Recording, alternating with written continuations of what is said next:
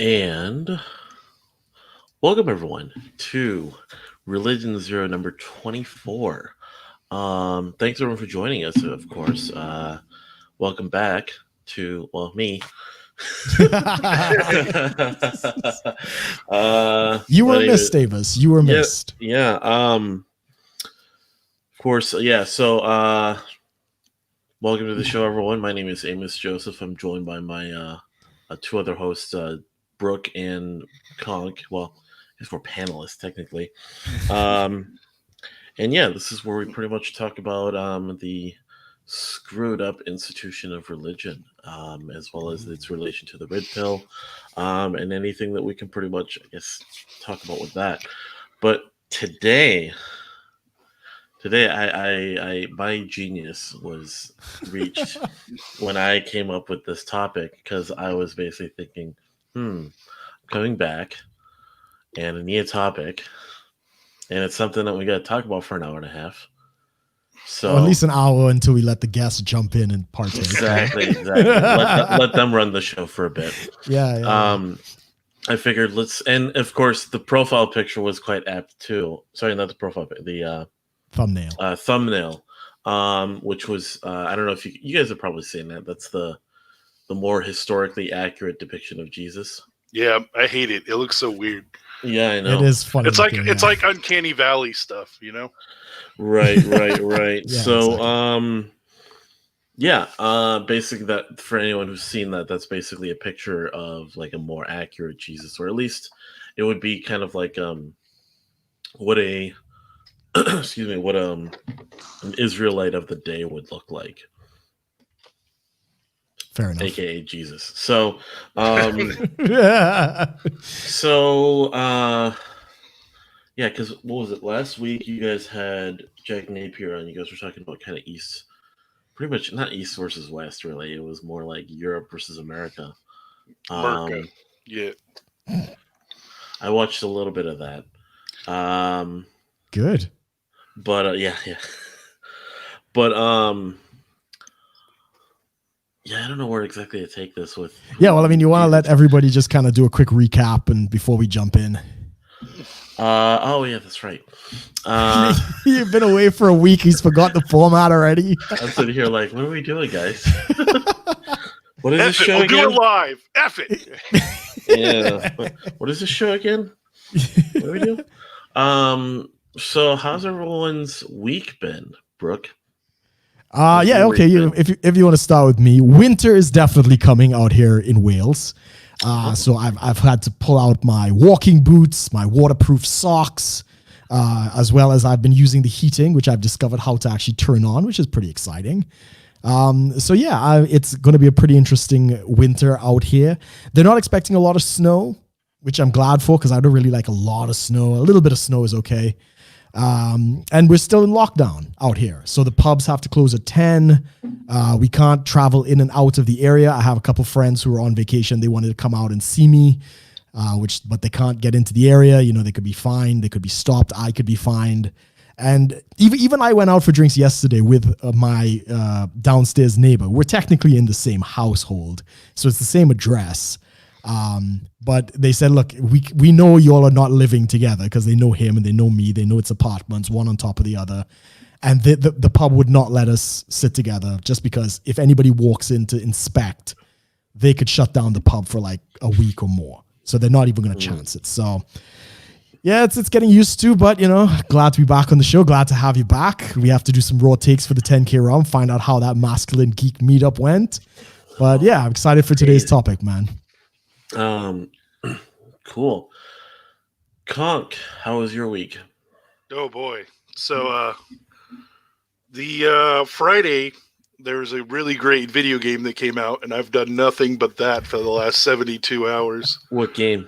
It's Star Wars Squadrons. I mean, oh yeah, I heard about I'm trying to crush the rebel scum. I'm always trying to play Galactic Empire every time. But I mean, I have a full VR setup. I've got a Horus, which is like a throttle and stick setup, dogfighting. It's so fun. Yeah.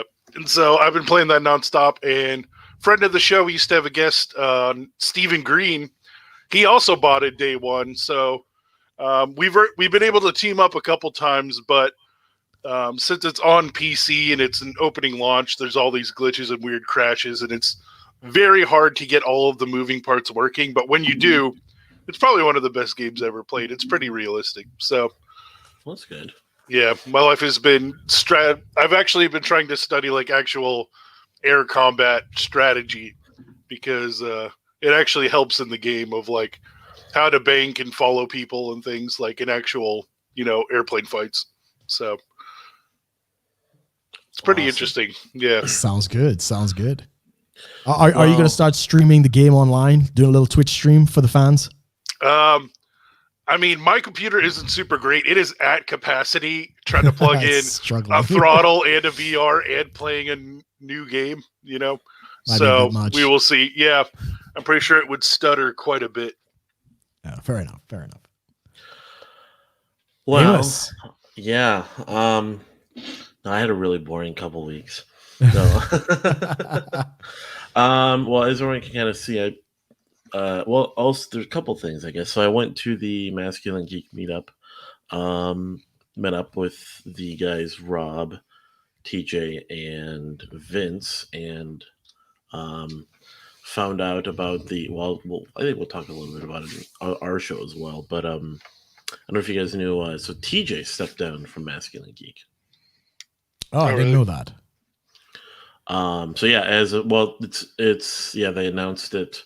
They told us, since we were the crew, and then they announced it on their email the following day. Like they do a weekly newsletter. So they had someone else step in. I mean, TJ's still friends with them. He'll come on from time to time, but he just had to step down from being part of the regular trio. But he was there hanging out with us. We got there Thursday, but then we didn't really get to meet up with him until Saturday. But then we hung out with him Saturday night, as well as Sunday morning into Sunday afternoon. And then I drove back Sunday afternoon. So, yeah, it was a nice long drive each way. It was like, it was a 17-hour drive. Wow. And getting there, I took a little bit more time. I took like 5 different stops. So I drove, I kind of did what I usually will do sometimes, is drive through the night and then kind of sleep through for that stretch. And then as I'm getting into the day, take little naps until I just kind of do like one last push to get in there. And then coming back, kind of did the same thing, except I didn't take as many breaks. So I got back a little bit quicker. I think it took me 24 hours to get there, but it took me maybe 20 hours to get back. Good. Oh, so, nice. Yeah. And unfortunately, lost a mirror. A side mirror. A side mirror, yeah. Driver's side mirror got broken off. Clean break from a deer's head that I almost didn't hit. Oh, wait. One sec here. I just realized. There. We had the 10K rum. The logo was still up there. Yep. Guys, just remember we are powered by StreamYard. No. But yeah, then so that's gonna have to be fixed here in the next couple of days. But it went really well. Met the guys, met some other guys that were attending as well. So yeah, but let's get into the topic though. So, I mean, I think we all know about this Jesus guy, right? Yeah, I've heard a couple things. Debatable. Yeah. I've heard some nasty rumors too, but that's a whole other story. Yeah, he's a wine bibber, right? Yeah, he's a friend of charlatans, harlots, and sinners, apparently. Mm-hmm. But I basically kind of wanted, I guess, for me coming back after going for 2 weeks, figured I'd put in like a more broad topic and see where it takes us. But I guess I want to break it into 2 parts. Two different ways to look at this. Who was Jesus, the more like the physical historical person, versus who was Jesus more of like the spiritual side of it, like in terms of the theology of who he is. You get what I'm saying? And I also want to get to who Jesus is not. I think is very important too. That'd be good. Yeah, I think that's where most of the actual culty things start spraying off is right. Christ identity. He wasn't the brother of Lucifer. Yeah, yeah. Some places believe he was the firstborn literal son, and Satan was the secondborn literal son. Because I went to Salt Lake Utah. City. Yeah, I got to see the. It was really interesting. Actually, I may as well touch a little bit on that. I went to go see the temple. So if anyone doesn't know, Salt Lake City. Yeah, Salt Lake City, in terms of their structure, their grid is built off of the temple. So it's always, like 1,000 east, west, north, and south, or whatever it is. It's like kind of like showing the blocks. So it's like, and it's all in reference to the temple. And there's even, from what I learned, was also they built the temple, which was built out of stone and all this. It was built before anything else was built in that city. Interesting. So the Mormons, led by Joseph Smith. I think they said Joseph Smith. Like they tried to go to Illinois to set up. That didn't work. They were basically persecuted and all this. So there's this whole history of them, struggling through the U.S. And then they came all the way out to the valley in Salt Lake City and set up camp pretty much and built this temple. And then after that, they started to build the rest of the city. So one of the interesting things, I think I described this to there was a guy that was with us, Joe. He is Joe Curl. He's one of the guys that follows Masculine Geek. He's also on Twitter and stuff. I met up with him and we went to go look around in by the temple, and he basically told me, yeah, it's really interesting with the architecture. Like Christian churches, whether it's Catholic or Protestant, usually have a cross somewhere. If it's like there's a steeple, there's usually like a cross at the very top or something. With Mormon churches, they got an angel. Yeah, they got an angel with a trumpet. Mm-hmm. And I was like, what? It's interesting. And then he started telling me about all these traditions they have and rituals. And I thought, oh, that's really interesting. And then I remembered the whole thing with, polygamy and all this. So I thought, oh, so basically Mormonism is Christianity in name, Muslim in hierarchy. Yeah, the men, the women, and stuff. And some of the history. In some ways. And then I said with the traditions of Judaism. Pretty close, yeah. I'd say that's a good wrap up. Yeah, and I said that, and I was like looking at the church, and he looked at me and goes, "Did you just come up with that?" I'm like, "Yeah." I just thought, because I remembered, I was like, "That's really interesting." It's got all these Jewish traditions, but then it has this weird, like, sort of Muslim, Yeah, it's got a lot more in common with Islam than Christianity, I think. And so it's only Christianity, relating to Christianity in the name. So yeah, but yeah, so their view of Jesus is definitely very different. What was it? They think like Jesus appeared to Native Americans. Yeah, in the New World. Yeah, there's this whole thing. It's really interesting about how this sort of this more. It seems like because when I think of Mormons and I think of Jesus and all this and their view of Christianity, there's almost like this pioneer American feel to it. They kind of took that part of their history, and kind of merged it with theology to go, oh, they really like the spaghetti western genre, right? Spaghetti western, the pioneer woman, yeah, pretty much. But yeah, it's so that's definitely a very different view of Jesus. But I want to get to actually CONK first. Oh boy, yeah, good man. So we'll start with the simple one. I think we'll all probably have a lot of agreement on. Who is more like the physical historical person of Jesus that you would say? He was, how I would understand Jesus is he was obviously born Bethlehem, raised Jewish, in a Jewish family, but he started saying some stuff that didn't quite align with what the Pharisees were teaching at the time. Mm-hmm. So you kind of had this tug of war between, do we believe Jesus or do we believe the Pharisees kind of thing? And so from like a purely like material real world situation, he was kind of a rabbi that taught against the grain of the mainstream Judaism of the time, brought up a lot of new concepts, talking about kingdom God fulfills, prophecies are coming true. Started changing the way they teach everything. Like it's no longer eye for an eye, right? He starts talking about just because you don't do something doesn't mean you're not committing that sin in your heart, right? Which we now calls like the Pharisaic attitude. Like, hey, I didn't physically do it, right? I just did it in my heart.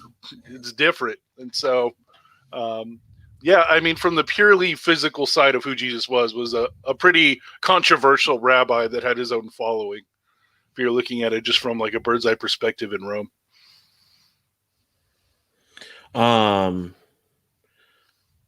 So you think then he, in terms of the historical side, like, because I know there's people that will question it. So you think without a doubt there was a man named Jesus that existed, one singular man historically that was born around essentially 0 AD, as we'll kind of put it.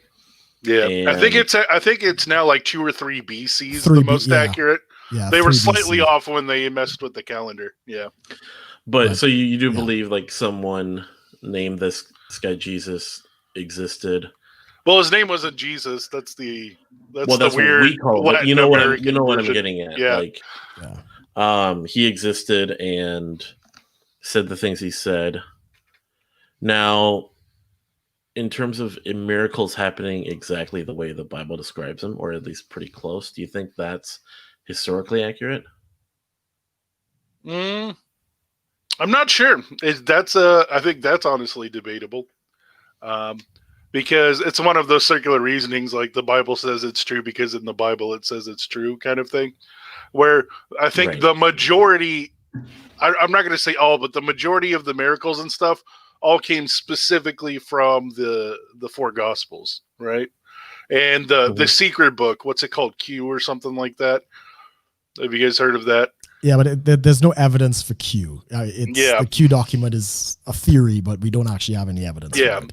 And it's basically, for the people who don't know, it's basically like assume that somebody was just writing down the stuff Jesus said and did. And that's why 3 out of the 4 Gospels almost have the exact same like wording and verbiage for a lot of the events. It's because they were using a shared document plus their personal experience.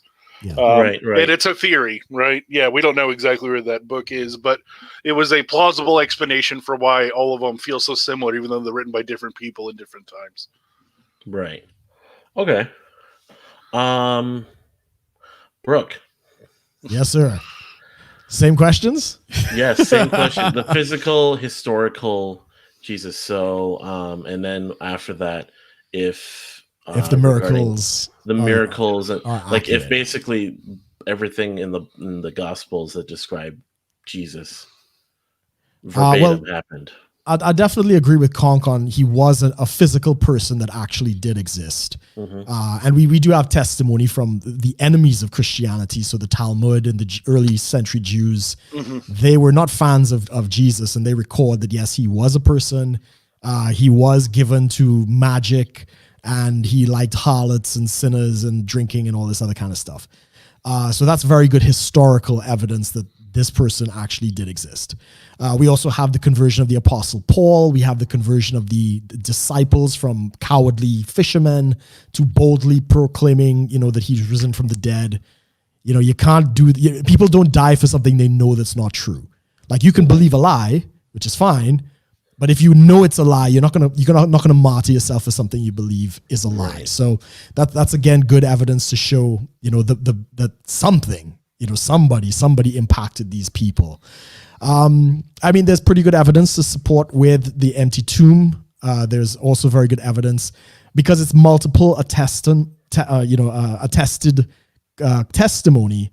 So, we think of, yes, it's the gospel, but we forget, yes, the 4 independent people writing the story, plus the research by Luke and the attestment by the Apostle Paul. So we have 5 independent testimonies in regards to ancient documents. That's unheard of. There's nothing in the ancient world that comes anywhere close to, the accuracy of these depictions. And plus we have, so many different variations on these accounts that are written so close to the events, unlike anything else that we have in the ancient world. I think like the writings we have of Plato or Homer are 600 to 800 years removed from when it was actually written. When you compare that to the gospel that was written, some documents, some fragments within 100 years, multiple fragments, most of them within the 200 years of the actual events and stuff like that. If we were to side with mythology and basically say that Christ was a mythos and he wasn't real, we'll basically have to use that argument to say, well, Plato never existed, Caesar never existed. All of the empire and stuff like that, because we have even less evidence to support those people versus the person of Jesus Christ. I think numerically, when I researched this before, there's like 7 or 8 manuscripts we have that say Homer was a person, and we have like 5,600 about the Gospels and the New Testament. So correct. And if you include the writings of the early church fathers, it's 27,000. If you include all of their letters quoting all of the other sources. So it's the most attested event in history. So the only caveat I would have in terms of CONK was saying, yes, he was a rabbi that kind of counter-taught the mainstream orthodoxy. I would agree with that. In fact, I would take it a little bit further and say that he was actually teaching the original intent of the law. So, because my view is that, yes, Jesus Christ is, he was sent to Jerusalem to warn them about the judgment that was coming because they'd been so disobedient. So I think in Luke chapter 11, verse 4, it says that Jesus was sent to Jerusalem the same way Jonah the prophet was sent to Nineveh. So he's actually coming and rebuking the leadership, saying, look, these people are leading you astray. And because of their teachings and because of their, oral traditions and other things, the entire nation has basically fallen into apostasy.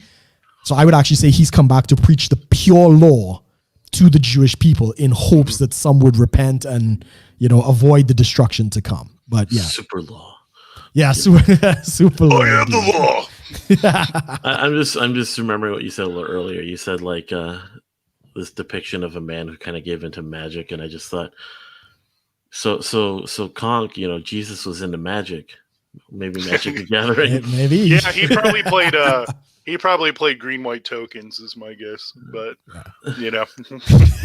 Oh, and to the point of the miracles, whether they're all accurately depicted, we have to remember that we do have at least 5 independent attested witnesses to a lot of them, especially the resurrection. I think the resurrection is probably the most difficult event in history to dismiss, given there's so much kind of pointing to there really isn't any other explanation to explain all of the repercussions.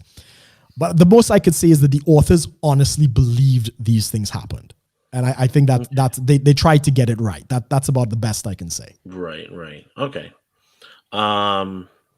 So yeah, so for me, I personally, yes, I do believe like a physical person named Jesus existed around that time, said the things he said. When it comes to the miracles exactly the way they are, I'm more skeptical than kind of like, okay, I saw these guys. Yeah, the authors believe they saw what they saw. But there's also a lot of like I've heard of like different accounts that have been written about Jesus that are extra biblical. Just kind of describing his overall appearance, hence the picture that I put up of Jesus. There's the typical sort of, without getting too critical race theory about it, but there's like, the typical white Jesus with the beard and the long hair. Whereas I've heard people talk about how like first off, like long hair wasn't really that big of a thing. He probably had short hair, probably had a beard still, but then he wasn't this sort of immaculate, white brunette, blue Yeah, eyed he was guy. just like an average dude and not ugly. Yeah, he was not fairly hot. average. Now, I think even some people said he had like a braided beard at one point. Something Where'd I that don't know. source come from? I don't know about Someone that just one. decided that. No. You got a There hot was white face? something. You gotta- So our I should remember Brooke, when I worked in Texas, when I worked with Craig Blake, he said there were some uh, interviews or something that they had. There was some account that was like interviews done around that time that described Jesus as not braided, but or like it wasn't like a one beard, like he maybe had like his beard was tied in a certain way or something. Maybe matted. I don't even know. I But then there was don't know. also the whole thing of like short hair. So actually, short hair was more of the thing back then, and I think because also was it Paul maybe said something about hair. Yeah, it's possible Paul might have been bald, but Oh, yeah, it doesn't that doesn't matter. I mean, the closest depiction we claim to have is the Shroud of Turin, which the Catholic Church has currently, and they say this is the shroud that he was buried in. okay. There's debate. I have no idea. Yeah, there's no way to know for You sure. believe more in the what is it, the toast, In the Jesus appears in the toast, or the Virgin Mary, or the jam. When you're spreading it on sandwiches and you suddenly get a Jesus, or maybe. oh my gosh, what was it, the dogs behind? Anyways, so yeah, I think even like the whole thing with how sort of this. I mean, they obviously depict things more so we can kind of receive it, so to speak. But Jesus was average height of the day, so less than 5 feet tall. I think it was about 5 feet tall, right? About, or like yeah, 5'2". 5'2". Five Some foot said three. maybe he was maybe a little bit taller than the average person, but still short by today's standards. Yeah, Yeah, I'd agree with that. because they don't got McDonald's, man. You can't get all that nutrition. Yeah, I think I've even heard because some of the early churches, so immediately following Jesus' time, some of the churches were built in like these secret churches with tunnels where they would meet, and there was so much they were built for people that were like 5 feet or shorter. Quite possibly. So now to get I've talked to some atheist friends that have talked about like some theories atheists and some basically non-believers will have regarding like maybe the possibility, not that they can confirm really on it, but some interesting stuff to think. And I've told you about this, Brooke, the one where the idea of like multiple people that may have existed around that time that were all probably saying similar messages that could have been all called like this Jesus. So over time, maybe the story of Jesus was multiple people doing different things or saying or in different places, whereas they were all seen as the one Jesus. And I'm kind of like, okay. But that would be because very problematic. there's no real evidence for that. It's just somebody saying it because they feel like it, right? I mean, the closest we have is there was another, and Yeshua is a very common Hebrew. Joshua, right? Basically, that's what it is. So there was another Yeshua that came up, and he was a false Messiah. He didn't last very long. I think he had like a 1-year ministry before basically they crucified him. And that happened around very close to the same time. Obviously, they can't date it exactly. And the Talmud records a lot of these false messiahs that came up, and they would put them to the test almost. So yeah, I wouldn't be surprised if there were multiple Jesuses and they made it into one story. That would be very hard to prove because we do have the testament of all the other false messiahs that they have. So, but there's no record of anything kind of lining up to say they pulled all of these things into one story. That would be very problematic to prove. Let's see here.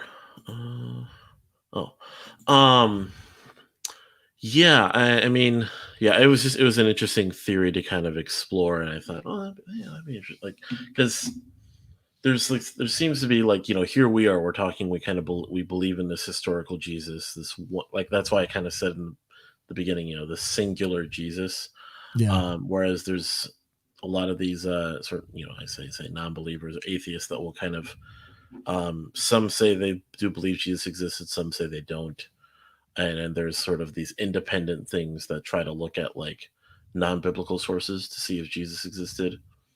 So then you get a lot of different accounts with that. Yeah. Okay. I mean, I think the biggest, like one of the biggest scriptural critics, let's say, is Bart Ehrman, and he's a historian, specializing in ancient documents, and he's not a believer. He is an atheist, was a Christian, and he's probably done the most extensive study on the New Testament that we have.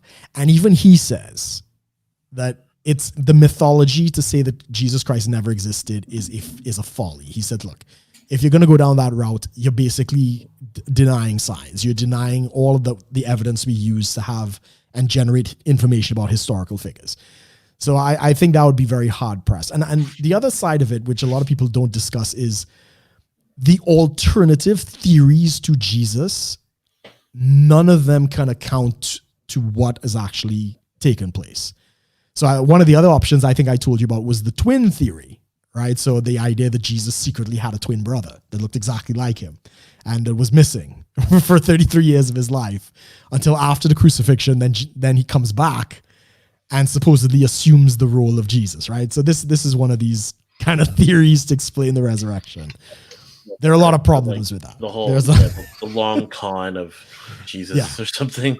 There's a lot of problems with that. So I think that the lack of alternatives to the single person narrative, I think, is pretty strong.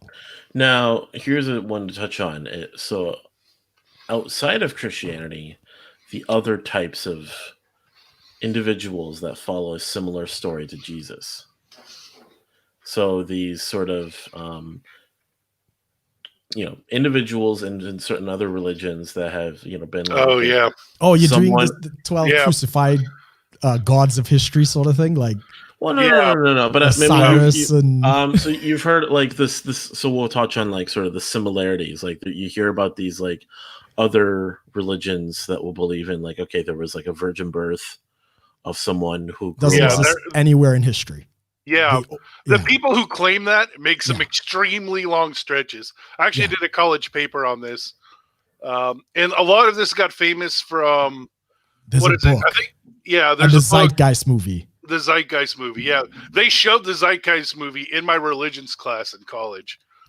And I wrote the next paper I wrote was refuting every claim they had in the Zeitgeist movie. And I got a B because I turned it in late. And it was a 4-page paper, and I wrote 9. just to stick it in their nose. But yeah, their claims of I was just going to give one example. One of their claims of a virgin birth was one of the Egyptian gods, like the god of the sun. Horus. Yeah, Horus.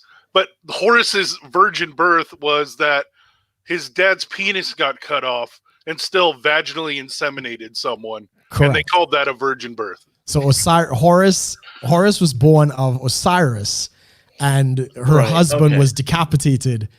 But she had physical sex with his decapitated penis and got impregnated.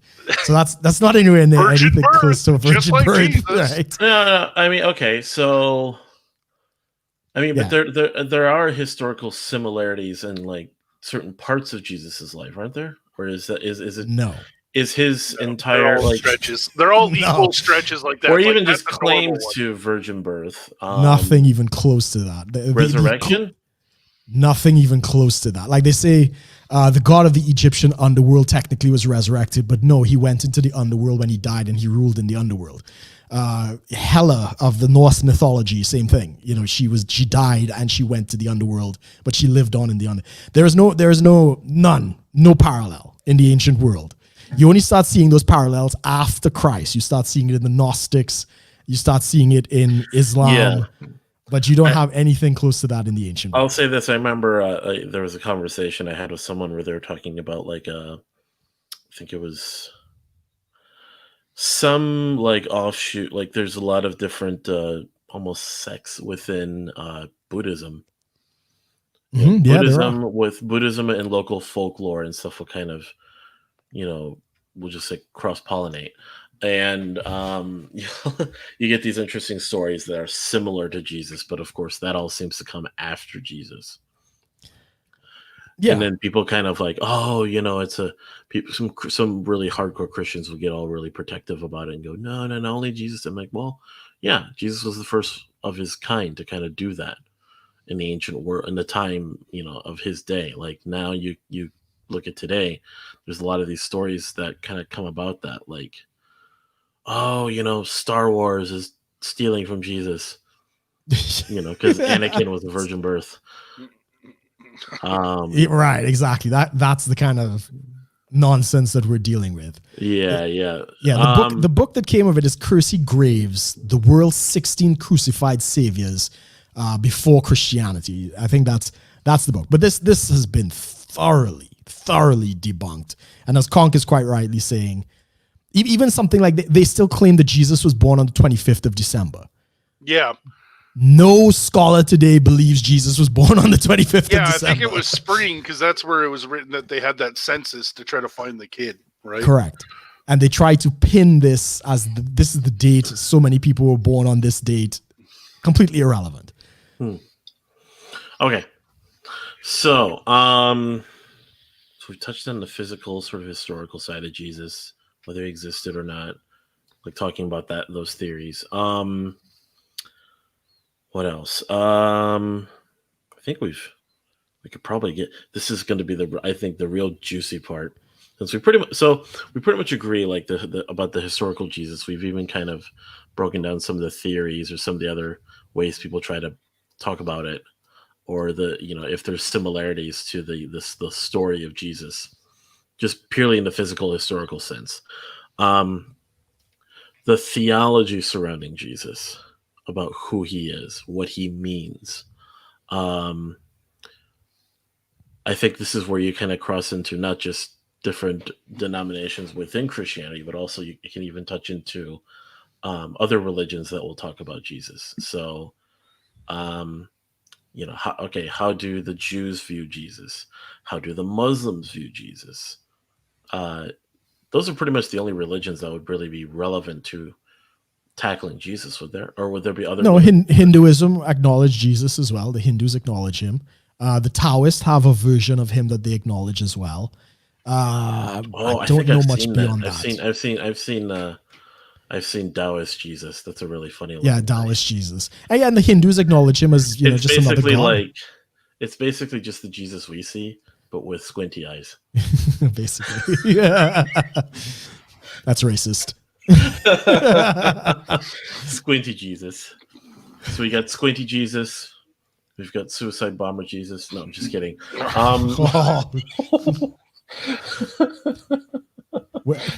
We'll get to that. We've got Buddhist monk Jesus. No. So we want to get into what is the theology of Jesus now? Like, what does he represent and what does he not represent? Is that what you're saying? Yeah, and that could be 3 hours, so we don't. Yeah, we may continue this on my channel. I mean, we did a 2-parter for the whole drugs and thing, and I thought about doing a third part, but I thought, yeah, because we never got to. Never got to the drugs. We stayed on the first 2 the whole time. Yeah. So we got topics going forward, definitely. Right. Okay. So I'm going to start with Brooke this time. Oh boy. Okay. So, separate from the historical, physical side of Jesus, who was Jesus in the spiritual, or I should say, more so the theological sense? In Christianity. Okay. In Christianity, yeah. Well, we're not going to touch on the other ones. I don't think Orthodox basics. Yeah. Yeah. And I would differ from the Orthodox Church in a certain extent because again, I believe. No. Yeah, I don't fully agree with them in terms of what he taught. I don't necessarily think comes to every new covenant believer. A lot of what he's teaching is to the Jews specifically. And we see that Galatians 4:4 says he was born under the law, born of a virgin under the law to redeem those under the law. And part of the law, as we know, is Deuteronomy 4:2. You cannot add anything to the law and you cannot diminish anything from the law. It's got to be pure. So if in order for him to fulfill everything, he had to preach law. So technically, Jesus is an old covenant prophet. He is the last warning sign to the nation of Israel before their condemnation. So he's the Jonah figure. Not to say that nothing he spoke was speaking to new covenant believers. It's the reason he used parables. You can't break the law if people don't understand what your teaching is. So he would teach the new covenant to come through his parables. He was in opposition to the oral tradition, which was basically what was leading the country, into damnation. He is the covenantal fix between God and Israel. So Jesus becomes true Israel. God is in covenant with the nation of Israel. They're in constant disobedience. God is frustrated with it. It's this constant cycle of they obey for a while, they fall away. God has to punish them. He restores them. They obey for a while, they fall away. He's got to punish them. So God steps into their side of the covenant and he assumes the identity of national Israel. So now the old covenant exists between the Father and the Son. And that is true replacement theology, where Jesus has now replaced national Israel on their side of the covenant. And then he's the last Adam. So there was the gospel to the Jews first, and then there is the gospel to the Gentiles, which is after the time period, the revelation is given to the Apostle Paul, and we see Jesus is not only the representative of national Israel, he has replaced and undone the work of the first Adam, which affects all of humanity.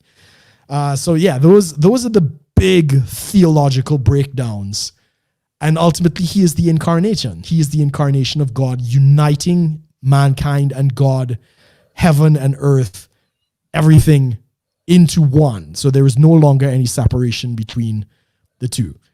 Each one of those points is an hour discussion. Each one of those is absolutely massive. But yes, those are the major points that I would hit on in terms of the theology of Jesus. Yeah, and I think you kind of said it in a different way, but there's also is he fully God and fully man, or half and half, or only one or the other? Right. Right. That's also a huge point. I think you kind of said it in different words. Yeah. He's dual nature and he is fully God and fully man. Yeah, I completely agree. Yeah. Just got to say, half and half, it goes great with coffee. Black and cold, it grows hair on your chest. Okay. CONK. What? Who was Jesus? Same question in that spiritual, theological sense. Is how you would view him. Well, I think it definitely comes down to is he fully God and fully man, right? Because if you start messing with that formula, then you have a lot of questions about salvation and if he could even pay for it, right? So do you believe he was fully God and fully man? Yeah, I believe so, for the most part. And I'm not saying for the most part because I have criticism of it, but because this hasn't really been I haven't really cared about this part of theology, if that makes sense. Like, sure. I read about it, I looked at the scripture evidence, and I'm like, that checks out, and I moved on. Was it the hypostatic union? Is that what it's called? I don't know, but hippos are cool, so I'll take it. I think that's the name for it. The Hippocratic Union? The hypostatic No, that's union. for doctors. Yeah, I know. He's both fully doctor and fully nurse. Yeah, the hypostatic union. My mistake. Hypostatic union. Yes, that's it. What the hippos and static have to do with this? Yeah. So, okay. So he's 100% God, 100% man. What else would you say? Like, what is he? I would say also theologically, this is something interesting that a lot of people don't think about, but like the death was the payment for sin, right? He actually technically didn't have to resurrect, but he did. True. Like that wasn't part of the payment plan, right? Yeah, that was his bonus. That was his added, right? We could have just been like, just stay dead, Jesus. Yeah, and he could have died of old age, right? Indeed. The cross was an add-on. Living a full life. Yeah, it was a DLC add-on content, microtransactions. But well, technically, he couldn't have done that. If he fulfilled the law, he had to fulfill all of the sacrificial. Yeah. Well, he could have had a nice, easy life till 90, and then they beat him. But yeah, it could have gone on. I get your point. One whip and he's dead. Yeah. Just poke him with a toothpick a couple times. His arthritis will kill him. This is a COVID death, but It's COVID related. Oh boy, He coughed. That's for the next show. Yeah, we're touching on that in the next show. Oh boy. Okay. So, what else about Jesus and Conk? Well, I mean, it sounds like if you ask a lot of mainstream Americans, especially in the Bible Belt, they'll say he Right. was both fully God and fully Trump. So, Oh, but we're okay. But we're asking. Huge. That's huge. huge. Yeah. We're asking you. So, I have the best followers. your view of Jesus theologically. I mean, that's kind of it. Like with the Christian anarchist spiritual side is like the basics are the basics, but everything else, pretty much anything goes, right? In that your experience of the faith is subjective after the very, very pinpoint answer of what is salvation, right? I think that's the hill you kind of have to die on, and everything else is kind of up to interpretation. So when you talk about things like, does God give you superpowers or speak in tongues, or are you Calvinist, or do you have to do this or that? Like, that's all subjective at the end of the day, right? So to me, the pinpoints that you can't really wiggle on is Jesus God and fully man, and did he die for sins? Everything else is up to interpretation, honestly. So that's pretty much it. Yeah, I don't really go much farther into that. Okay. I will say. I mean, I haven't, I guess, tackled it with such detail as maybe like Brooke has, but it's definitely not as sort of simplistic as more of as Conk would kind of say. But are you calling me a simpleton?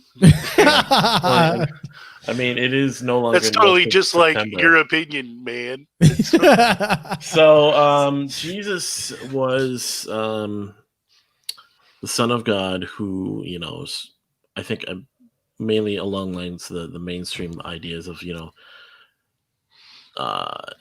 he was basically kind of set in place for us, or really, he came for the Jews, and sort of teaching them the law that then was the sacrificial lamb, that whole thing, died, rose again, but then in his resurrection kind of created this new covenant for us, for the rest of mankind, not just stepping in for the law with the Jews. Kind of being that kind of living out and really just being us, I guess, like showing like not only our sort of our like stepping in for our failures, but also showing us our potential. That we all try to be Christ-like. That's kind of the thing for, I guess, for Christians is Jesus. It's like, it's a weird thing with us. Like, we don't necessarily like, because every other religion kind of like has this sort of deity that they sort of worship in a certain way. Whereas in terms of like, for Christians, we do have God, but we also have this Jesus guy that we try to live like. And like, there's another guy who's also God, but not quite. And we try to live like him, not quite in the sense, with the Trinity and all that. That's what I'm getting at.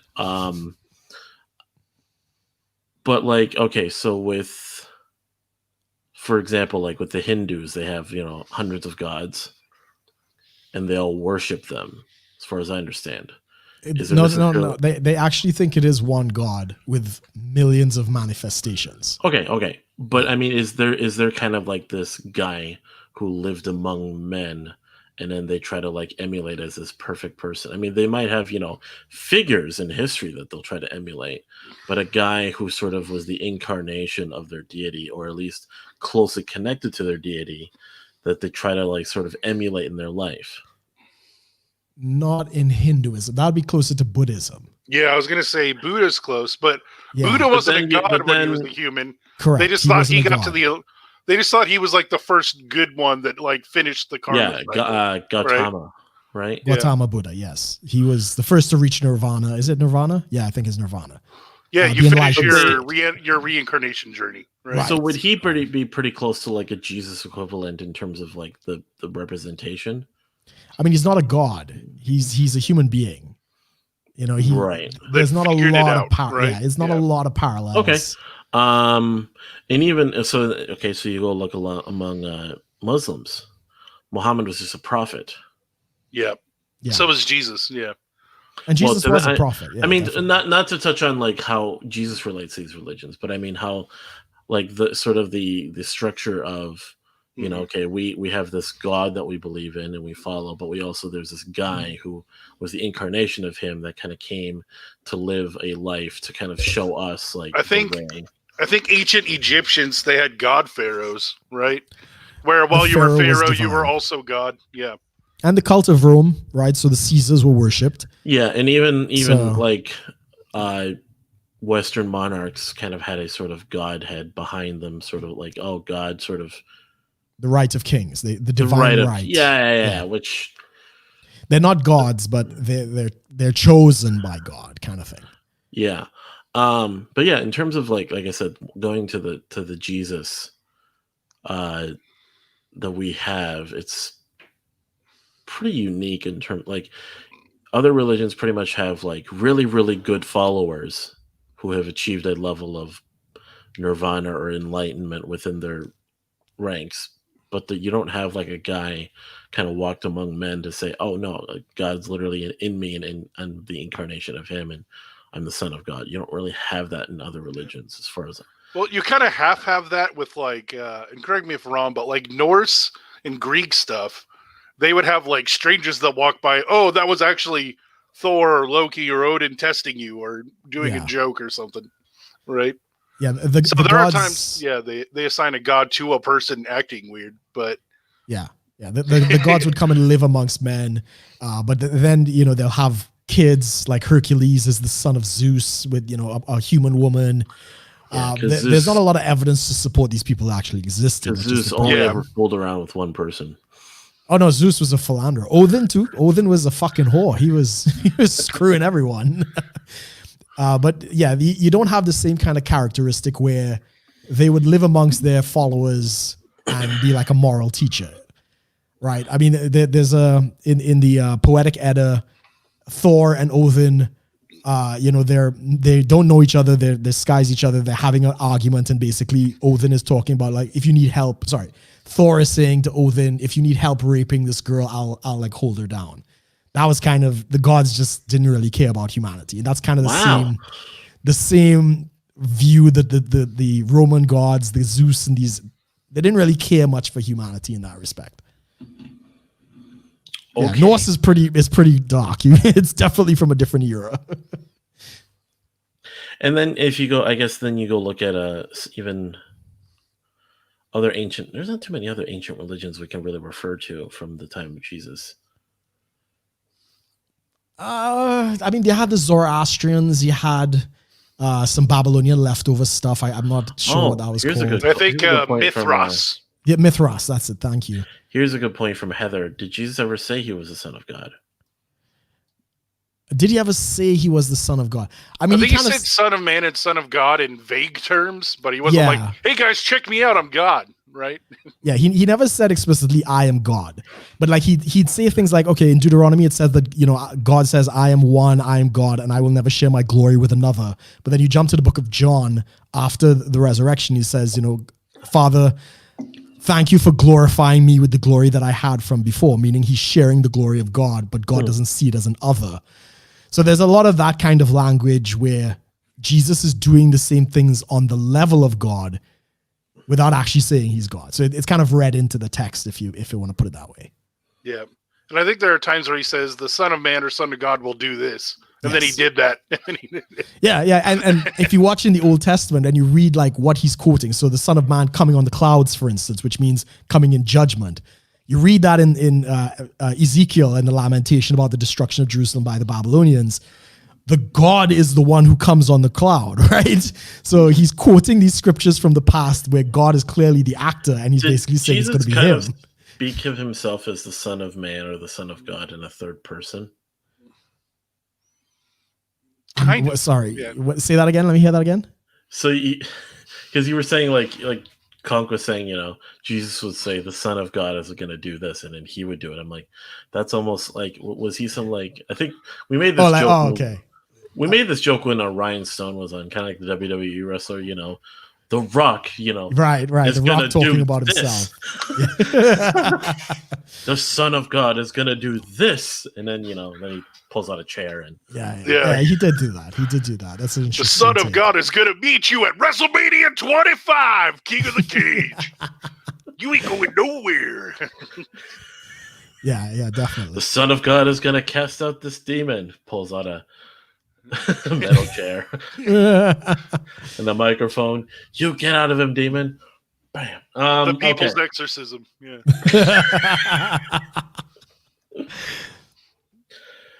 What was it? What did The Rock say? The Rock doesn't care or whatever. It doesn't matter. Oh, it doesn't matter. He's like, what is your name, demon? It doesn't matter. It doesn't matter what you say or go into those, and then cast them into the pigs. Okay. So, WWE Jesus is the best Jesus. That would be pretty fucking epic. I think there was what was the wrestling show on MTV with the claymation? What was it called? Celebrity Deathmatch. Celebrity Death. I think there was. I don't even know why I know that. I've never seen it. I don't know. Yeah, because Amos, you recently had a podcast with these two gentlemen arguing over COVID in the US, and you used a deathmatch thumbnail for it. I think there was a Jesus one in that. I think they actually did one. I'll have to look it up. Yeah. Everyone probably saw that on the channels. Like, what the heck's going on here? But I moderated a conversation about COVID, and I decided, you said just put up in the channel. It was a death match. So, and I was a referee. So okay, here we are. I think, I don't know. Is there anything else that we should touch on? We'd always set up for like other episodes about who is Jesus. Oh, I want to say real quick, but it's obviously not going to be real quick. CONK. Oh boy. Who is Jesus not? All right, let me get out my scroll real quick. Pull out your binder, Preface, Chapter 1. Do people still use Trapper Keepers? Yeah. But man, yeah. And so this is something I talk about a lot because I talked a lot with Mormons. That's kind of my MO in my past. Is I hung out with Mormons a lot and would always debate them on their stuff. And one of the examples, so like the hypothetical is right, is if I decided to write a biography on Abraham Lincoln, and I added in some things because it was hundreds of years ago, I couldn't possibly have known him in my lifetime. I just have hearsay, but I want to write a story on him, and I say Abraham Lincoln actually had laser vision. He just didn't want to show everybody. Are we still talking about the same Abraham Lincoln? Exactly. They have the same name. I gave him the 10-gallon hat and the beard and the mole, but he also had laser vision and fought vampires. Yes, is that the same Abraham Lincoln as somebody writing an Abraham Lincoln biography in 1880? Fair enough. So what was their response to that? It's never a good one. So usually when you get them in a corner, they just go, well, that's the world's wisdom. Yeah. That's a very common answer. So the world's wisdom. I love that. Or because you're giving arguments and examples of logic in general, and therefore it's the world's wisdom because world's science. Yeah. Yeah. It's essentially what they boil down to. But I mean, that's kind of the hypothetical scenario, right? It's like a thought experiment. Is that the same Abraham Lincoln? If I write one 200 years later that has laser vision and fights vampires, but maybe everything else sounded pretty similar. Like, oh, he married this same girl. He still got executed at a play. He was still the president, right? So it's got a lot of things in common with the other biography. But I say he also had laser vision and fought vampires, right? John Wilkes Booth is kind of sus. Yeah. That was an epic movie, by the way. The Abraham Lincoln with the vampires. It was pretty good.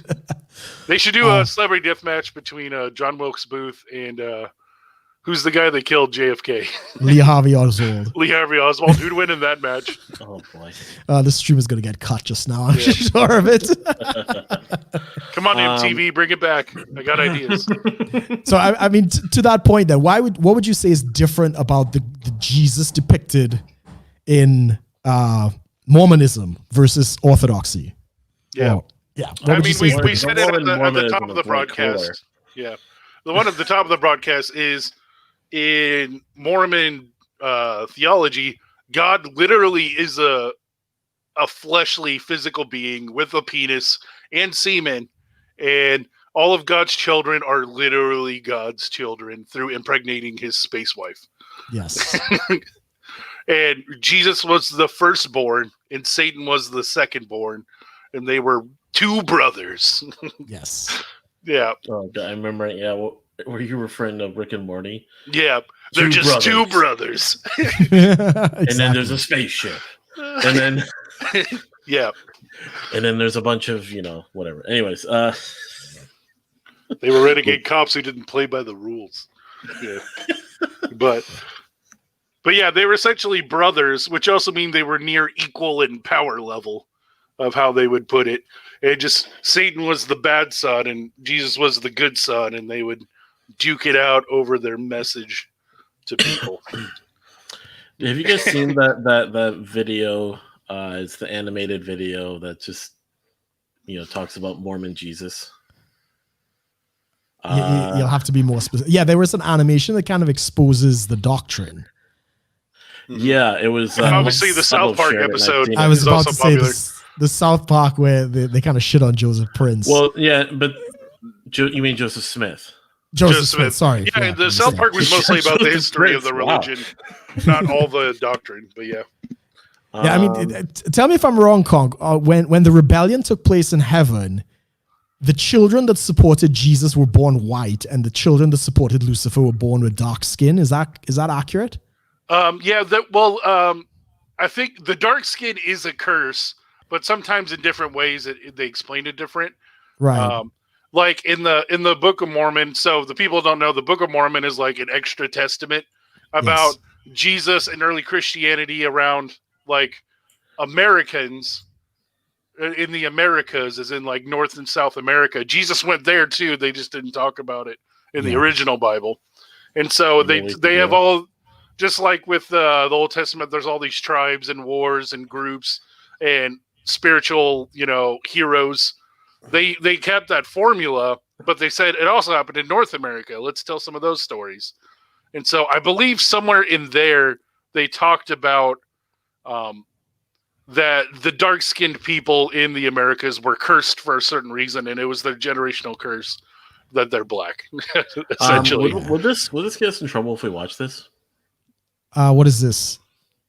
This is the Mormon cartoon about their beliefs. We might get a copyright something. I don't know. Maybe just put the link in the description, if anything. So funny though.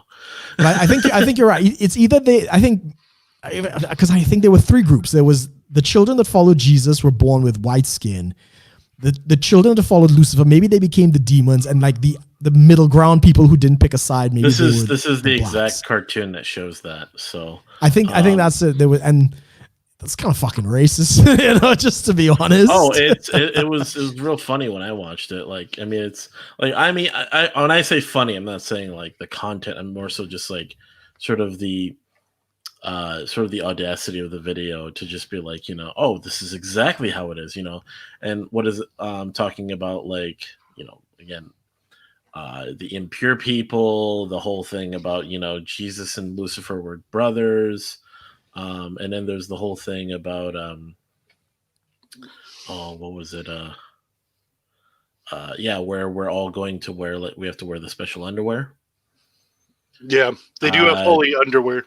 The holy underwear, yeah, the and you holy can't take it underwear. off. Yeah, To do all this stuff, and then eventually we're all going to get our own planets to rule as gods. Not all Mormons, just the Not best all. of the best Mormons. Yeah, I think you have to. Our God is actually a human that did really well on a different planet, and he got Earth as his reward that he got to make Earth with his spirit, space wives. Yeah. Yes. And that's it. Like whoever you marry in this life, you're married to them in the afterlife. And if you've reached whatever echelon of godhood in the church, you get your own planet to populate your own children. You get to do it too. That's so much fun. It's a very divine pyramid scheme. Clearly. Divine pyramid scheme. So Conk, I'm just taking it that you would say that is not the Jesus that, Yeah. Just like the whole Abraham Lincoln with laser eyes. Like if you just read Mormon doctrine and Christian doctrine of Jesus, there'll be a lot of parallels, but there's a lot of add-ons that the Mormons add as well, right? Just like I added laser vision and vampires to the Abraham Lincoln story, right? And you also got to rare, like, it's not 200 years later, like if I wrote about Abraham Lincoln, it was 1,800 years later. Yes, that's a very good point. Yeah, it's very, very that. But the Mormon claim is exactly the exact same as the Muslim claim, in that they got their books from angels saying, "Oh, right now sucks. I got the real stuff for you. Come write this down." Yeah. And so the origin of Mormonism and Islam are pretty parallel as well. But if you bring that up with either of them, they get really mad. Yeah. Even though it's like documented, you could just go read it anywhere. But yeah. Yeah, I would agree. All right, let's see here. Maybe I'll just quickly touch on something else that one of the, because the other big religion, I don't know how big it is out there, that I had to deal with. We didn't get a lot of Mormons in the Caribbean. We got a lot of Jehovah's Witnesses, and they have the Arianism, where similarly Jesus is the first created being. Like this was the numero uno, so he's not really God. He's not really man. He just holds a privileged position for being the first created in the heavens. Position of privilege. Ooh. Yeah. Basically, and I mean, this is the Arian heresy, was condemned in the early church, and you got to give it props. The early church had a lot of these difficult theological questions that they had to kind of trudge through, and yeah, so that was definitely one of them, and. Yeah, I mean, even to this day, I think I still encounter a lot of people that they're not necessarily in agreement with traditional Trinitarianism in a sense. Father, Son, and Holy Spirit, divine nature, different persons. It's kind of Christianity 101, but again, it's not explicit in the text. It's something you kind of have to read into it. And yeah, we do encounter that even to this day. The Jehovah's Witnesses are that. Mm-hmm. To a certain extent, the Mormons are that. The Muslims are basically the same thing. They don't believe that Jesus is divine, as well as for some reason Allah does not understand what the Trinity is. He thinks it's the Father, Mary, and Jesus. So we could probably do an entire episode, and I think we will, on why we are not in agreement with these other religions. I think that might be an interesting discussion. Oh, yeah. Why Mormon Jesus is way cooler, but not true. Because, I mean, this is the thing. I think this is an important attitude. I think that we're very comfortable with when talking about these things is we can look at all these different ideas and theories and different beliefs and explore them without the fear of, oh my gosh, we're entertaining it, therefore whatever, we're it's gonna take hold in our life, when in reality we're just kind of having fun with this. Like there's the Mormon cartoon that I just posted in the chat there, and that's like really, really crazy stuff, and some really hardcore Christians would watch that and be like, oh, we can't watch that because it's just not true and it's heresy and all this. Like, you could watch it and laugh at it, think it's, or just like, ooh, that'd be fun, whatever. Like, it'd totally be cool if I got my own planet and got to, create my own population. Lots of cosmic sex for eternity. Yeah. See, I can say that and not be like, but I don't believe that. I just think it just sounds cool. That's all. Yeah. I don't know how far we want to get down into that, but Mormonism also has some interesting temple rituals as well that involve your wives. So Oh, jeez. it gets real spicy real fast. And so I don't know if we want to say it here, save it for later or what. But yeah, there's some trial runs. I'll put the link in the chat here for anyone. I'm guessing it'll be probably just hopefully just Heather and Tom, maybe some other new people that want to ask questions. But let's see here. But yeah, ask us any questions about kind of hopefully within line of the topic. Who is Jesus in the physical sense, the historical sense, and of course the theological, spiritual sense of Jesus. And hopefully don't get us banned from YouTube. I think it's a little late for that. That's my job. I mean, I want to throw it out, maybe before somebody jumps on. And this is an interesting question, and a lot of people are debating it. Do we think that Jesus was born with a sinful nature? What do you think? What does that mean? Was he literally born like every other human that was born at the time? Oh. In terms of, because he has the two natures. Yes, he has the divine nature, but was his human nature as corrupt as every other human at the time? Yeah. I know that some people really get into the weeds talking about sin is in the sperm. Yeah, some people believe that. Jesus wasn't made from sperm. He's different. That's yeah. I've heard that. Yeah. And they also quote, if he's the second Adam, Adam didn't have a sin nature either, right? Yeah. He chose he's the OG choice. Well, Brooke talked about kind of Jesus being the last Adam. Yes. Well, Paul talks about that. But yes, but yeah, you're right. You don't need a sinful nature, quote unquote, to sin, because we saw that with Adam and Eve. But it's an interesting theological question, because if he didn't, the temptation in the garden is not as intense, if you want to say that. Yeah. You're talking more about like autopilot Calvinism stuff, right? Kinda. Yeah. I mean, obviously, I don't know the answer. Yeah, I don't know the answer. Would he then have to? I would say yes, because like if he was to overcome more than Adam, then the sinful nature would just. Here's the thing. Did humanity have a sinful nature, or was it just human nature that was just so used to sinning? That's a long topic. I would say there was definitely an entity of sin that had taken control of people, because Romans talks about that. Was it a temptation or what? No, it was a thing. It was actually a thing. It says it took advantage of the law, which means it could reason, it could think. And it took men captive, meaning that it could seduce. So it was actually like an entity. And there are two words that describe sin. There's a noun, which is this entity, and there's a verb, which is our response to it, our action. But the entity of sin entered into humanity at some point, and that is the entity that entered Christ, and he took into the grave. So it's basically, he took the sin of the world, the one sin, it's singular. That is a noun. It's a thing that he took away from the world. That would be kind of in line with the idea of original sin. Like, yes, original sin was really just because like the way I kind of like, I think I've talked about this on the show here, is like sins were like these dark blots like on your heart or on your spirit, whatever you want to call it.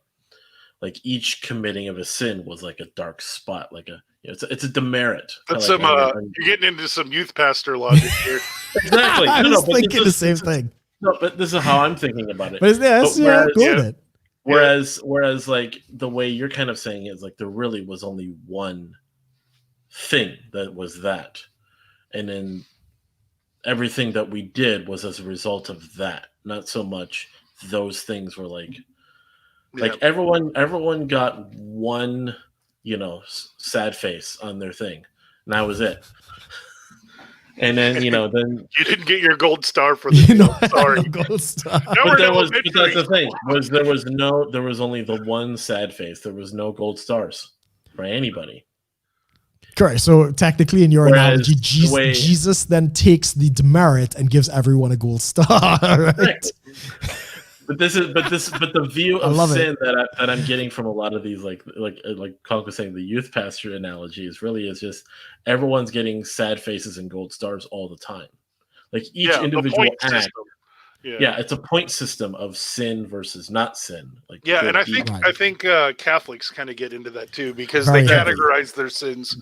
But to me, whereas I usually call it: do you think sin is a dimmer switch or a light switch?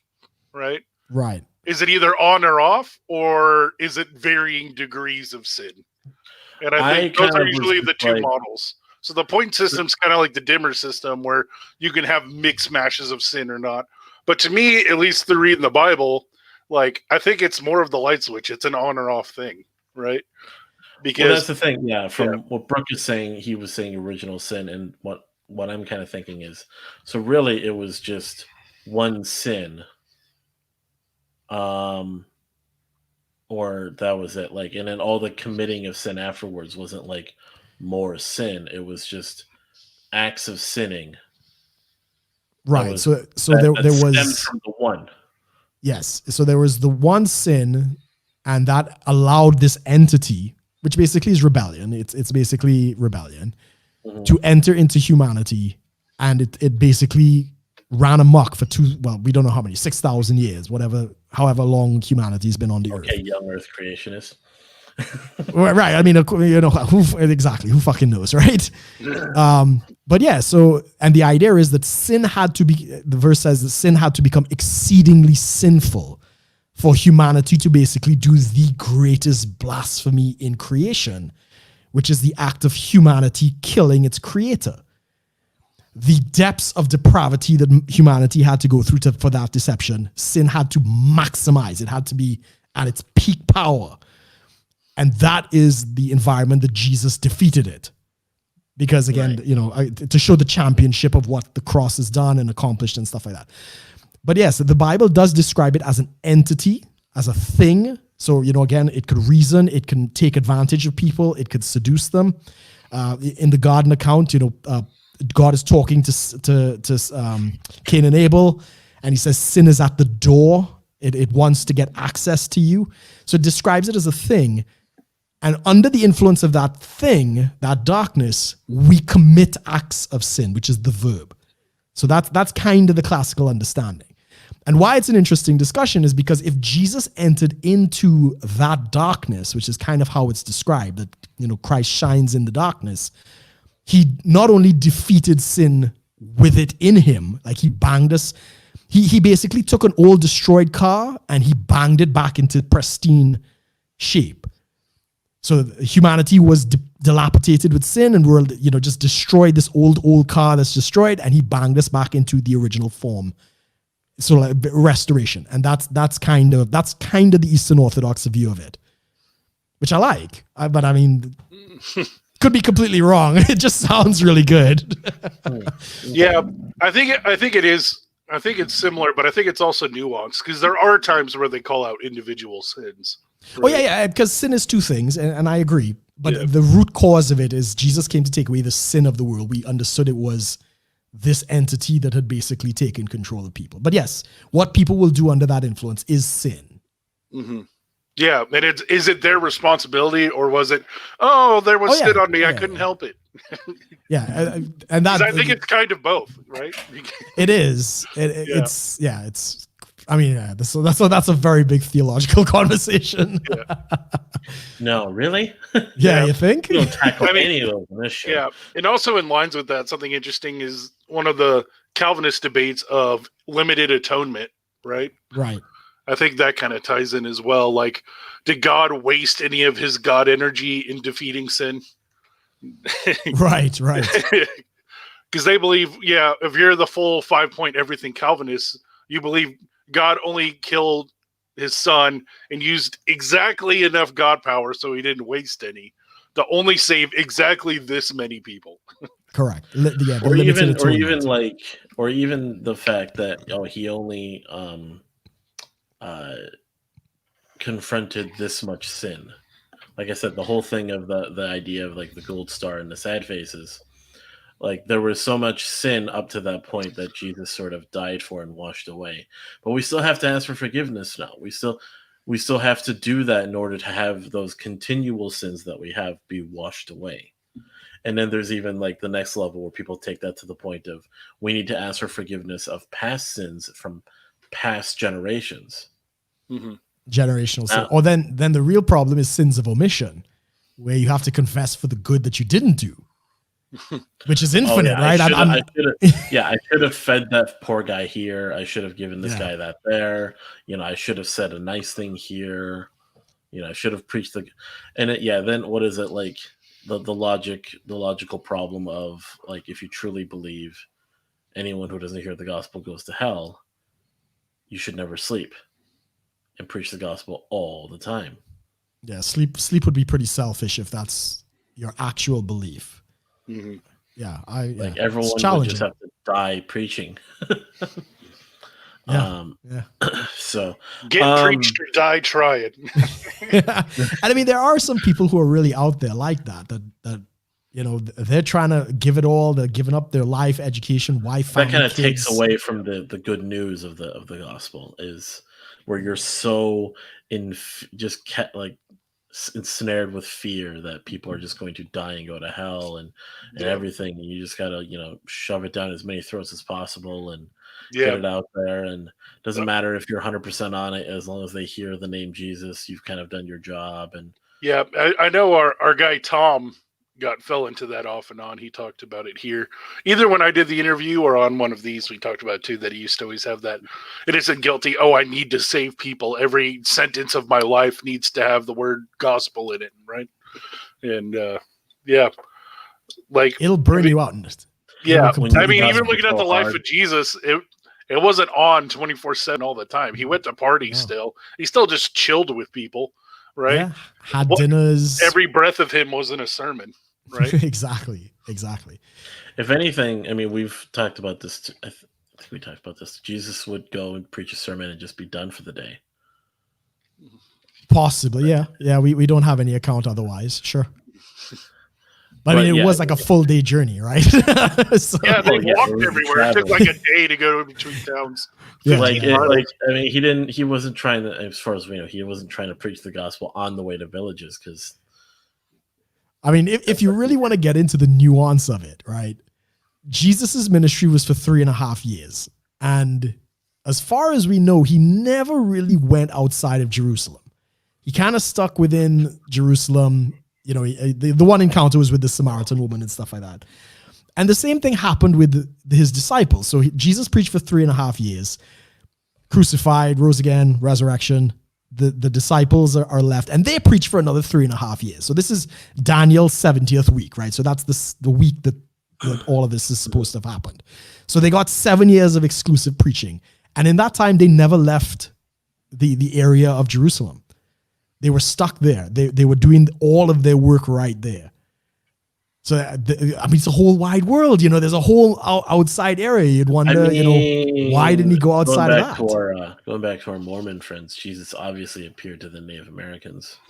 Right. Well, apparently. Aztec Jesus, best Jesus. Don't at me. I'll have to get a Book of Mormon. I have never read the Book of Mormon. I'll have to read that. And see. I got one. I got that. I got the Quran. I got a couple. I got a Quran. You're gonna start reading, and then you'll spontaneously combust because of the sin. Or it'll make you feel really good, and you'll know it's true. I mean, even because I've read some couple of the Gnostic Gospels. I've read like Thomas and the Gospel of Mary Magdalene and stuff like that. And they have a Jesus. They have a Jesus as well. He's more esoteric. Is it laser vision Jesus though? Yeah. Yes. Yeah. I think one of them. No, it's the Quran where he raises the bird and I think he kills the bird, then raises it back to life. One of them, he's talking to his mother through the womb. Like he has full cognitive adult. Yeah, that's also in the Quran as well. He was born speaking. Yeah. Oh, yes. That is in the Quran. And the Quran also believes he also committed no sin. Yes. You got some like superpower Jesus that can talk to you from the womb. Wow. Yeah, he was like having conversations with Mary. I think, you're right. It is in the Quran. I have to reread the Quran as well. This is like some like, Superman times 10 kind of like, like he just from the womb, it's like Kal-El, whatever, like, emanating this sort of sound and glory just coming from her womb, like that's like was her stomach like, her belly just like looking like what your finger looks like when you put your finger right on top of a flashlight, it kind of glows. The light of glory coming out. It's like a glow through it, like you saw this, like, You heard it here first. Mother Mary was the first lava lamp. Well, First John, Gospel of John does say he's the light that lighteth every man that comes into the world.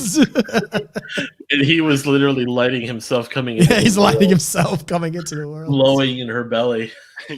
Mary, put a shirt on. I'm trying to sleep. Come on. It's so bright in here. So as I said, I think the Gnostics had a version of Jesus. Hinduism adopted Jesus. Once the stories kind of reached the East, they had him. There's Mormonism. There's Jehovah's Witness. Scientology, I don't think has a Jesus. They just say theirs is compatible with all religions, so you can be a Scientologist Christian, and somehow it'll still fit their model. Oh wait, so was Jesus like full of those alien spirits? Yeah, he didn't have the thetans. No, he didn't have the thetans. He didn't have the soup can e-reader yet. There wasn't. We'll never know the for e-reader. sure. No, here's a fun question to drop down.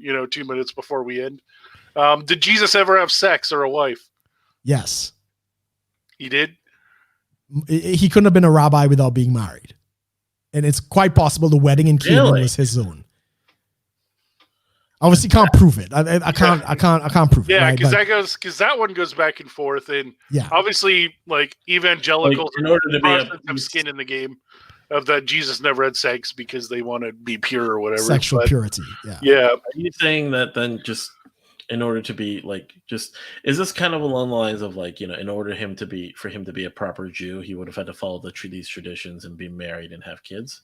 Yeah, if every kid at that age wanted to become a rabbi or a Pharisee or a Sadducee. That was like the top position.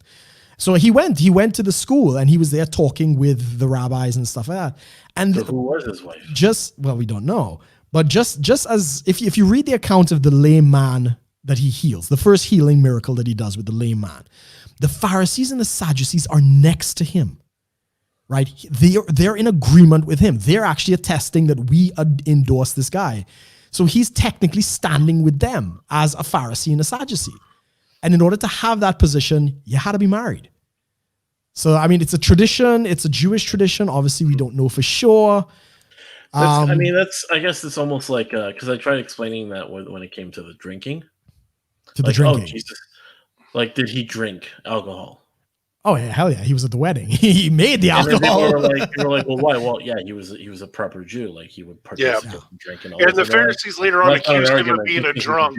Yeah, he couldn't have been accused of being a drunk if at least he didn't. Unless somebody saw him drinking in public, right? Correct. Yeah. Correct. Now, obviously, we can't prove it. I see Tom is like shitting bricks in the chat at this point, but we can't prove it.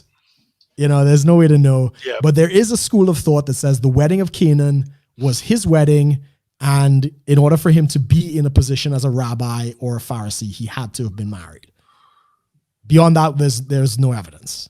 Okay. Well, I think we should wrap it up there. Yeah. Also, one little small add-in. I think in old Jewish culture, too, you couldn't have a beard unless you had a household or a family. Yeah. You had to be a head of households got beards. So if Jesus did have a beard, as we typically depict, that assumed he had a household. So yeah, it's the Muslims it's as well. Definitely plausible. Like I don't have skin in the game on either side, but it's fun to answer. I agree. All right, trigger people. Well, thanks everyone for joining us. I would say I think we're good, right? Oh, quick final thought. Amos, you're really off your game, man. Very quick final thought. Final thoughts, Brooke. Final thoughts. Yeah, it's an interesting discussion. There's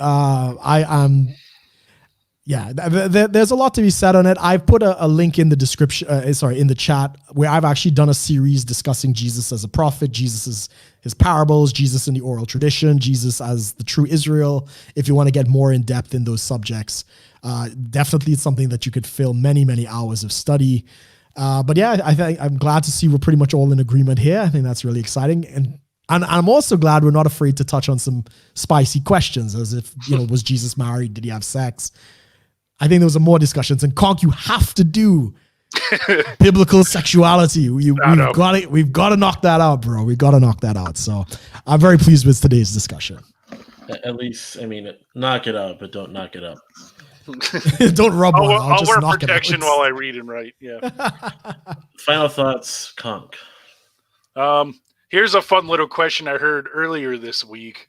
Maybe I could leave people thinking about, and it kind of goes in line with did Jesus have sex? But if Nephilim were demons, if Nephilim were demons who impregnated humans, then there is such thing as demon sperm. Is there such thing as angel or God sperm? Fantastic. Well, we were made in the image of God. Feel free to think about how to ruin yourselves. Wait. I got to ruin it one more. There's a very interesting... Well, yeah, you know about this, CONK. I think I got it from your guy. What's his name? Pinkerton. Yeah. Where Adam was technically a hermaphrodite when he was first created, with both male and female genitalia.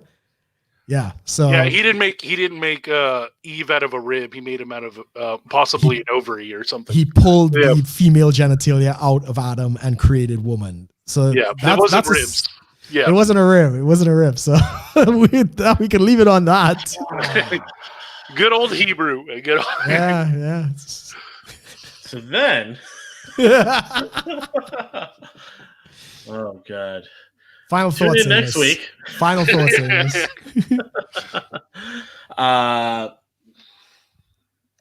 Man, I'm tempted. Now I gotta go even further than that. I don't even know about some crazy thing about it.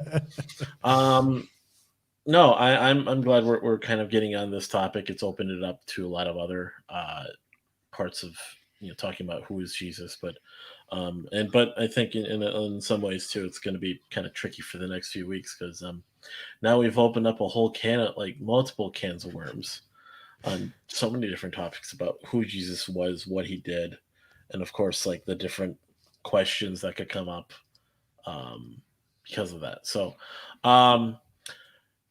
thanks everyone for joining us. Do check out this channel in about half an hour, where Brooke and I will have the 10K Run podcast, where we'll talk about the last couple weeks for me, and talk about, of course, the topics relevant. Presidential debate. Trump with coronavirus. South Park. Yeah. Trump definitely went to the Backstreet Boys reunion tour. Yes. So yeah, check out all the links below for all our different channels so you can stay, subscribe to all our channels so you can stay up to date on when the next episode will be. I'm guessing it'll be CONK next week, right? No, wait. No, it comes to me. I think it's on me. Right. So we kind of flipped the order a bit. Because it was supposed to be me last week. Slacking. and I'm doing now, so it'll be Brooke, and then we'll go back to CONK after that. Yes. Yeah, and I might have a guest. We'll see if I can get it going. We'll see. Anyway, me too. Thank you everyone for joining us. Of course, we will see everyone next week.